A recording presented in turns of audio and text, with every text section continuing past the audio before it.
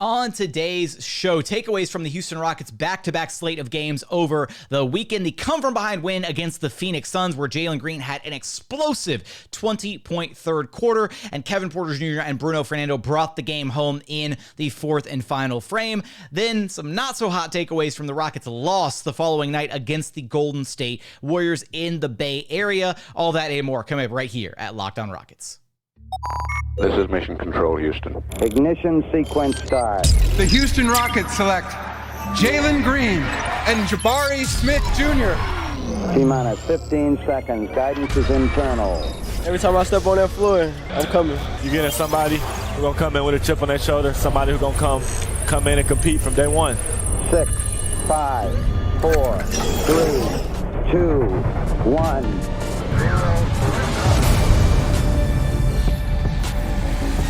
What's up, and welcome to another edition of Locked On Rockets, your daily podcast home for everything Houston Rockets basketball. As always, I'm your host, Jackson Gatlin, native Houstonian and credentialed media member. I'm also the host of Locked On NBA Mondays, host of the State of the Rockets podcast, as well as Rockets Watch. Be sure to follow along on Twitter at JT Gatlin, and the show, of course, at Locked On Rockets. Free and available wherever you get your podcasts, including YouTube, where you can help the show out tremendously by commenting whatever you want below the page, below the episode. Now, for today's episode, going to talk about the Rockets' back-to-back slate of games over the weekend, the come-from-behind win against the Phoenix Suns, as well as the disappointing loss on the second night of a back-to-back against the Golden State Warriors. Now, let's start with the Suns side of things, which, based on how that first half looked, a smart man would not have put money on the Rockets to win that game.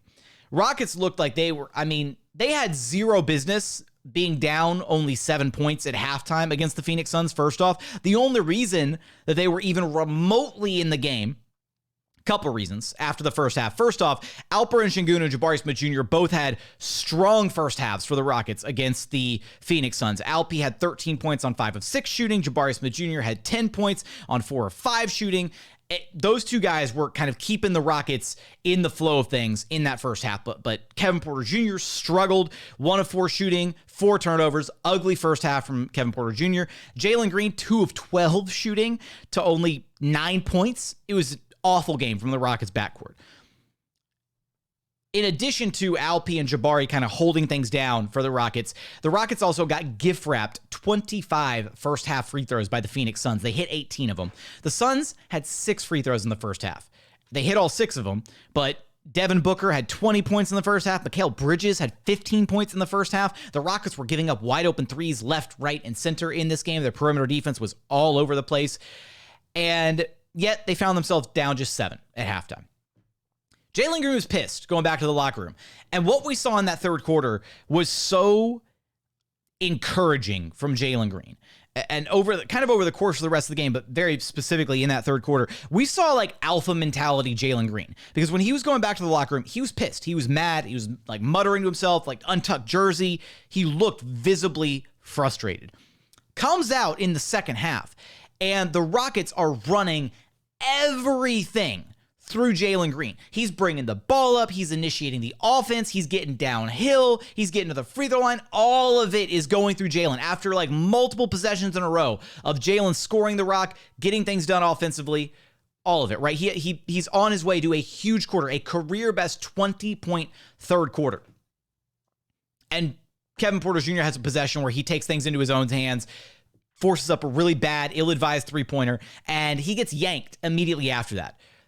And maybe it was because Steven Silas was planning to stagger those two in the second half anyways, because KPJ came out maybe about a minute before Jae'Sean would have normally checked in under the usual stagger guidelines, whatever. But based on how things looked and the way that they were being intentional about running everything through Jalen and the touches that he was getting there in that third quarter, I would like to believe that Steven Silas was sending a message to Kevin Porter Jr., and we're going to talk about how KPJ responded to that message at the top of the fourth quarter here in just a second. But for Jalen to continue on that tear and to basically put the Rockets on his back offensively there in the third quarter, the Rockets didn't get back into the game per se in that third quarter. Jalen kind of just kept the scoreboard moving, which is, better than they were doing in the first half, I guess. I mean, the Rockets go into halftime, they were down 7. They went in, by the end of the third quarter, they were down 10. But Jalen had 20 of the 29 third quarter points for the Rockets. They were just really struggling to get stops against Phoenix. I mean, Devin Booker was on fire in this game. He finished the night with 41 points on 15 of 25 shooting. Like, Devin Booker, the Rockets could not contain him. They couldn't stop him. And it came down to a final possession, right, where the Denver Nuggets had a couple chances to win this game. Mikal Bridges, 22 points. Cam Payne was cooking the Rockets for 20 points on 8 of 12 shooting. The entire Suns, backcourt, wing brigade, whatever you want to call it, perimeter, team, Booker, Payne, Bridges, they were on fire in this game against the Rockets because the Rockets' perimeter defense was really bad. But for Jalen to have that third quarter where he explodes offensively, but he also started locking in defensively. He had possessions where he really took it upon himself to slow down, to really start fighting over screens, to play with some intensity defensively. And then that spilled over into the fourth and final quarter of this game as well. That is really encouraging to see from Jalen Green.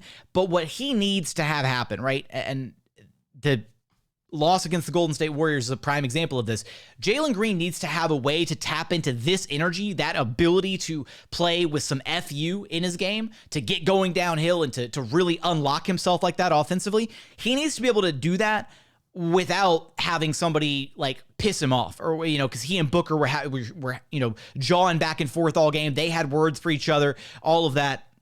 It seems like Jalen kind of taps into this I don't know, different persona, whatever, when he's going back and forth with somebody. Whereas when he's when things are good, when nobody's jawing at him, he's less aggressive. He's not as into the game. The intensity's not there. He needs to find a way to be able to unlock that on a permanent basis rather than it being something that comes and goes sporadically. Because if he can tap into that mentality 24/7, if he can have that mentality from the moment that he laces them up and steps on the court to when the final buzzer sounds, he's going to be unstoppable as an NBA player. He's basically already unstoppable as an offensive force when he decides he's going to get going downhill. He's got the lightning quick first step, the explosiveness, all that. When the shot's falling, it makes it incredibly hard to contain him. But the way that he played in that third quarter is the way that he needs to find a way to be able to play like that, at least from an emotional perspective, all the time. He wound up not finishing the game very strong because in the fourth quarter, he only had 1 point, although he did D up Devin Booker for the final possession of the game, took it upon himself to force Devin Booker into a very, very tough shot in the final moments of this game, of this win against the Phoenix Suns. But all in all, impressed by the response from Jalen Green in the second half, right? Like anybody else, 2 of 12 shooting in the first half, turnovers, struggling to shoot the ball. Right, he could have hung his head and come back out, come out in the third quarter and, gone through the motions, whatever. He didn't. He responded in a very big way, and that's an encouraging sign for Houston's budding superstar. With that, I do want to talk about KPJ and Bruno Fernando bringing this game home in the fourth quarter against the Phoenix Suns. We're going to talk about that, but first, today's episode is brought to you by Turo. Turo is the world's largest car-sharing marketplace. With Turo, you can book any car you want, wherever you want it, from a community of local hosts. Browse a huge selection of vehicles for just about any occasion or budget across the US, UK, Canada, and Australia. You can book a spacious SUV or minivan for a family road trip, maybe get a classic or luxury car for a special event, birthday, or even holidays. Find an affordable economy car if you're on a budget and you just have to get from point A to point B. You can even test drive that brand new electric car that you've had your eye on to see how it fits your everyday life. Many Turo hosts can even deliver the car right to your doorstep. Every trip is backed by liability insurance. Terms, conditions, and exclusions do apply. Forget boring rental cars and find your drive at Turo.com. And continuing on here at Locked on Rockets, your daily podcast home for everything Houston Rockets basketball. Now, Jalen Green was your Locked on Rockets player of the game from the Phoenix Suns dub in the desert. Had that huge 20-point third quarter. Now, the way that the Rockets brought this game home in the fourth quarter was on the backs of Bruno Fernando and Kevin Porter Jr. So as I mentioned before, KPJ got yoinked, right? Midway through the third quarter. And I'm going to choose to believe that that's exactly what happened because I was encouraged by that and assuming that was Steven Silas making a point, right? Holding KPJ accountable. That's something we've wanted to see for a long time from Silas. So I'm going to choose to believe that that's what happened. And KPJ responded well in the fourth quarter, right? Just like Jalen Green could have come out 2 of 12 shooting at halftime, could have come out in the third quarter, mailed it in, continued to be frustrated, whatever, settling for shots. Didn't do that. He responded well. KPJ, I think, responded well at the top of the fourth quarter to getting benched for Jae'Sean Nix. KPJ had a monster fourth quarter, had 10 points, had 5 dimes, only a couple turnovers, 3 boards, 2 of 3 shooting, 5 of 5 at the charity stripe, 10 points in that final frame to help lead the Rockets to the win. He also repeatedly set up Bruno Fernando, who started the quarter as well, had 10 points, 5 boards in his 8 minutes of run, was 5 of 6 shooting from the floor in his 7 minutes and 55 seconds, whatever, on the court in that fourth quarter. And the chemistry between Kevin Porter Jr. and Bruno Fernando is through the roof. Those two guys play so well off of one another. Bruno has talked about understanding screening angles and how to really like unlock things and get KPJ going downhill. KPJ has talked about having that lob threat, having that kind of release valve. And I do think that KPJ, it's easier for KPJ to play off of Bruno Fernando because Bruno is kind of one-dimensional as an offensive player, right? There is one thing that Bruno Fernando is doing, right? And it's setting a screen and running to the rim, or if he's not setting the screen, he's just waiting in the dunker spot, right? There's only 2 things that Bruno does. Alp is a guy that is quite a bit more diverse in what he can do offensively, whether it's screening, then rescreening, or catching the ball in the short roll and creating, or looking to post up and, or setting flare screens out on the perimeter for other guys. Like, there's so many little things that Alp can do offensively. And I think that's where some of the breakdowns in communication happen between Alp and KPJ versus KPJ and Bruno. When Bruno screens for KPJ, Bruno knows that his goal is to screen for KPJ and then immediately dive towards the rim hard as hell. And that's it. And not only that, for KPJ, it's probably a bit easier to make that pass to Bruno over the top rather than having to make that shovel pass or that bounce pass to Alp on the roll through traffic, through passing lanes, through, outstretched hands and arms, whatever, trying to deflect the ball, all of that. For Bruno, it's as simple as just, all right, boom, screen is set. KPJ's going downhill. As soon as the defensive big overcommits to KPJ lofts it over the top, and it's an easy 2 for Bruno. And we saw that happen again and again and again in that fourth quarter in the win against the Suns.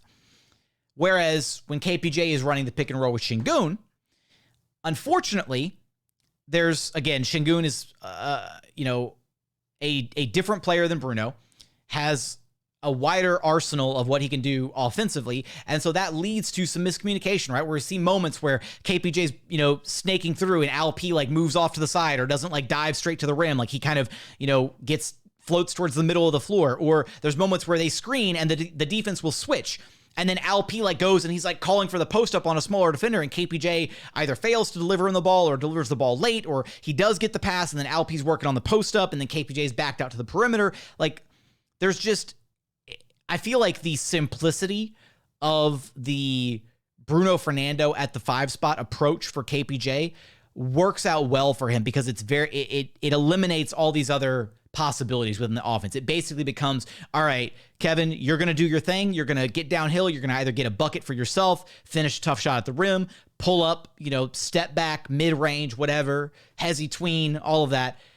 You're doing that, or you're getting Bruno the ball on the roll, and he's going to finish at the rim. Those are the 2 very simplistic outcomes when you're running a pick and roll with KPJ and Bruno versus KPJ and Sengun. So the Rockets were able to tap into that, and they were able to come away with the win. The closing moments were really stressful because the Rockets had a semi-comfortable 2-possession lead to close things out, and then the Phoenix Suns managed to claw their way back into it, and they were right there at the very, very end. Credit to Jalen Green for honing in on Devin Booker on the final possession of this game. However, after forcing Devin Booker to miss the final shot, Jalen Green it looked like he leaked out for an outlet pass or something, I guess, and just expected the Rockets to get the rebound, and they fought and scrapped for the rebound. And Jalen is very lucky that rebound did not get kicked out to somebody on the perimeter that he should have been covering or that he should have been in the picture to defend. And had the Suns sunk that shot, the fact that Jalen Green literally was not even on the screen during the final defensive possession after locking up Devin Booker, the defense on Booker was fantastic. The leak out was inexcusable. That was bad, bad, bad. So it was a great win for the Rockets. I'm glad they picked up the win. There's a lot to learn from it because that first half was not pretty, and even the second half had its ups and downs, but they were able to lock in that fourth quarter. They were able to start slowing the Suns down defensively a little bit more. Their energy was great. The impact of the guys off the bench, the Goon Squad, KJ, Tari especially, 2/3 of the Goon Squad because Garuba didn't get a ton of run in this game. It was great to see. And this was another, a win that didn't expect the Rockets to get, especially based on how they started this game.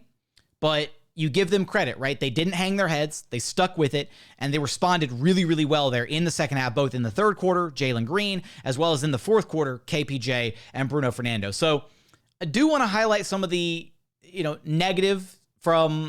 some of the negatives, I should say, from the Golden State Warriors game, as well as to kind of propose a way for the Rockets to get the most out of Jalen Green, Alperen Sengun, Kevin Porter Jr., and Bruno Fernando. We're going to get there, but first, today's episode is brought to you by BetOnline.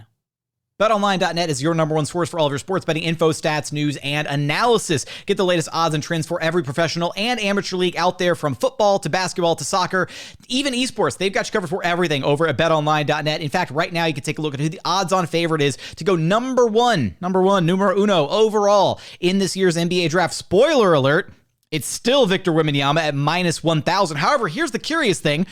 The next best odds man to go number one overall is not Scoot Henderson. It's the other ranking at +825. So there's a better chance for somebody not named Scoot Henderson to go number one overall in Victor Wembanyama's place. And then right now, Scoot Henderson bringing up the rear at +1,000. So for all those odds and more, be sure to visit betonline.net to learn more about the trends and action available to you. BetOnline, it's where the game starts.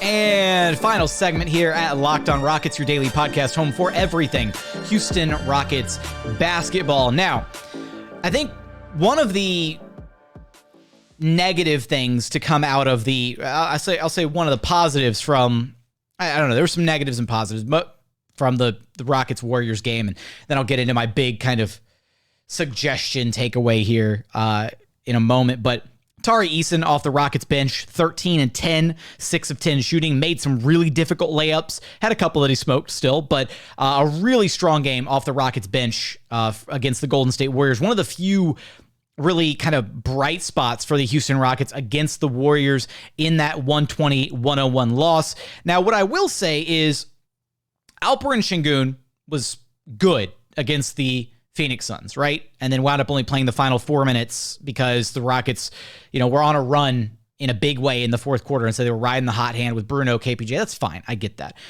But Alp was also the only guy that was able to get anything going offensively against the Warriors in the early going of this game.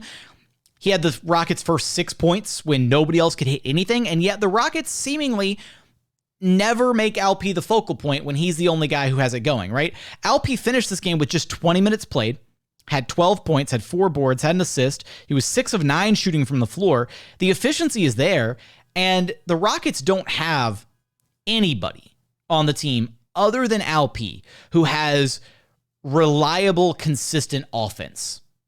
That's just a fact. Jalen Green doesn't have reliable and consistent offense. Kevin Porter Jr. doesn't have reliable and consistent offense. Neither of them have like a go-to move.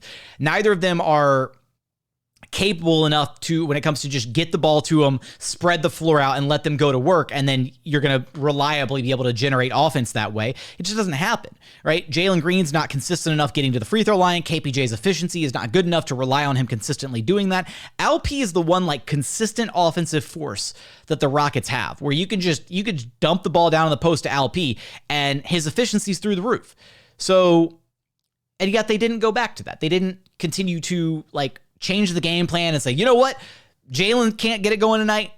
KPJ struggling tonight. 6 of 16 from the floor for KPJ, 6 of 19 for Jalen. Both of them are struggling. You know what? Let's just run everything through Alp since the Warriors, seemingly can't contain him, since Kevon Looney can't guard him in single coverage, whatever. And yet they didn't do that. And Alp also finished with just 20 minutes played. Like they just, I don't know what it is. They don't like capitalizing on Alperen Sengun's offensive strengths. It's weird. And here's I will say Josh Christopher was a breath of fresh air in this game as well.